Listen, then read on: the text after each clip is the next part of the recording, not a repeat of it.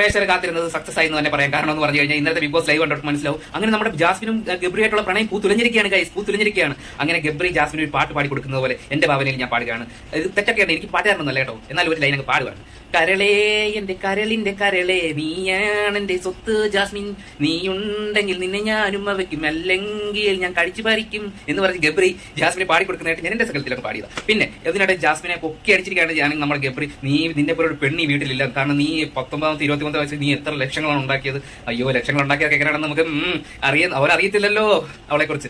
വേറെ ആർക്ക് ഞാൻ പോയി 27 വയസ്സായിട്ട് എനിക്ക് പോലും ഒന്നും ഉണ്ടാക്കാൻ പറ്റിയിട്ടില്ല. നീ ഭയങ്കര ഗ്രേറ്റ് ആണ്, നീ ഭയങ്കര കെയറിംഗ് ആണ്, നീ ഇപ്പോഴും ജിന്റെ കാക്കാന്ന് വിളിക്കുന്ന കാണുമ്പോൾ എന്നെ കൊണ്ടൊന്നും പറ്റത്തില്ല അങ്ങനെയൊന്നും ചെയ്യാൻ, നീ അത്ര കെയറിംഗ് ചെയ്യുന്നുണ്ട്. അപ്പോൾ ജാസ്മിൻ പറഞ്ഞു, ഞാൻ ഇത്രയൊക്കെ ചെയ്യുന്നുണ്ടെങ്കിൽ എന്നെ എല്ലാവരും എന്തിനാ വെറുക്കുന്നത്, എനിക്ക് ഇവിടെ നിൽക്കാൻ പറ്റുന്നില്ല, പക്ഷേ I love you so much എന്നൊക്കെ പറഞ്ഞ് ഗബ്രിയുടെ അടുത്ത് ഭയങ്കര സെൻഡിയായി ഇമോഷണൽ ആയിട്ടൊക്കെ എന്തായാലും അവസാനം ഇഷ്ടമാണെന്ന് പറഞ്ഞു. കാരണം എന്ന് പറഞ്ഞാൽ ഇത്രയൊക്കെ പുറത്ത് നെഗറ്റീവ് ആണെന്ന് ഇത്രയൊക്കെ ആൾക്കാർ പറഞ്ഞു കൊടുത്തിട്ട് അതിൽ നിന്ന് മാറാൻ പറ്റുന്നില്ല. പിന്നെ ഇതിനകത്ത് നിൽക്കുമ്പോൾ അവർക്ക് ചിലപ്പോൾ ഇമോഷണൽ ആയിട്ട് ചിലപ്പോൾ കണക്റ്റഡ് ആയിരിക്കാം, നല്ലൊരു പ്രണയം തോന്നിയിട്ടുണ്ടാവാം. അത് നമുക്ക് പറയാൻ പറ്റത്തില്ല, ചിലപ്പോൾ ടൈം പാസിനാണോ അല്ലയോ എന്നൊക്കെ. പക്ഷേ ഇതുവരെയുള്ള രീതിയൊക്കെ വെച്ച് നോക്കുമ്പോൾ എന്തായാലും ഇതൊക്കെ കഴിയുമ്പോൾ ഇതിന്റെ ആവേശമൊക്കെ കേട്ടിരുന്നു എന്നാണ് എന്റെ ഒരു നിഗമനം. നിങ്ങൾക്ക് അങ്ങനെ തോന്നുന്നുണ്ടെങ്കിൽ നിങ്ങളൊന്ന് കമന്റ് ചെയ്ത് നോക്കുക കേട്ടോ. ഇത്രേ എനിക്ക് പറയാനുള്ളൂ.